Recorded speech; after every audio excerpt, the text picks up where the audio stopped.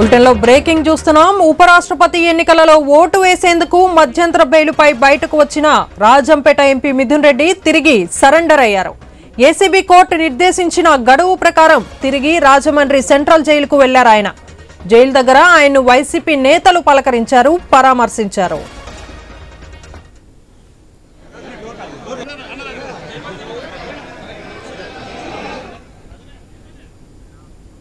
ఇదే విషయంపై మరింత సమాచారాన్ని మా ప్రతినిధి గణేష్ అందిస్తారు. గణేష్, చెప్పండి, మళ్ళీ తిరిగి మిథున్ రెడ్డి జైలుకు వెళ్ళినట్లు తెలుస్తుంది. దీనిపై మీ దగ్గర ఉన్న అప్డేట్స్ ఏంటి?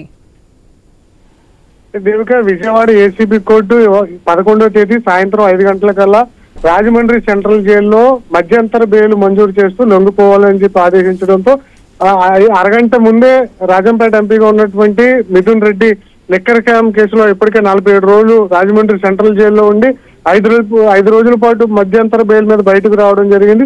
తిరిగి ఉపరాష్ట్ర ఎన్నిక ప్రక్రియ మొత్తం ముగియడం, ఇవాళ 5 గంటల లోపు రాజమండ్రి సెంట్రల్ జైల్లో సరెండర్ కావాలని ఆదేశాలు ఉండడంతో ఆయన హైదరాబాద్ నుంచి నేరుగా విజయవాడ రావడం, విజయవాడ నుంచి మళ్ళీ రాజమండ్రి చేరుకోవడం. రాజమండ్రి చేరుకున్న తర్వాత మొదట మంజీరా హోటల్లోకి వెళ్లారు. ఇవాళ ఆయన పుట్టినరోజు, అందువల్ల మంజీరా హోటల్లో ఆయన పుట్టినరోజు వేడుకలను వైసీపీ శ్రేణులతో కలిసి చేసుకోవడం జరిగింది. రాజమండ్రి సెంట్రల్ జైలు వద్ద తూర్పుగోదావరి జిల్లాకు సంబంధించినటువంటి వైసీపీ నేతలు జక్కంపూడి రాజా, మార్గాని భరత్, అదేవిధంగా వంగ గీతతో పాటు మాజీ మంత్రి వేణు, ఇంకా వైసీపీ జిల్లా నాయకులంతా కూడా మిథున్ రెడ్డి కలిసి సంఘీభావం వ్యక్తం చేయడం జరిగింది. అనంతరం ఆయన రాజమండ్రి సెంట్రల్ జైల్లో లొంగుబాటు కావడం జరిగింది. రేపు రిమాండ్ ప్రక్రియ ముగడంతో రేపు మళ్ళీ ఏసీబీ కోర్టుకి ఏసీబీ అధికారులు తరలించబోతున్నారు. ఆయన రెగ్యులర్ బెయిల్ మీద రేపు వాదనలు జరగబోతున్నాయి.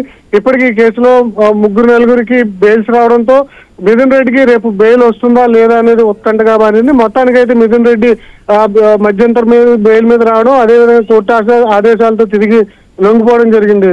Okay, right, thank you Ganesh.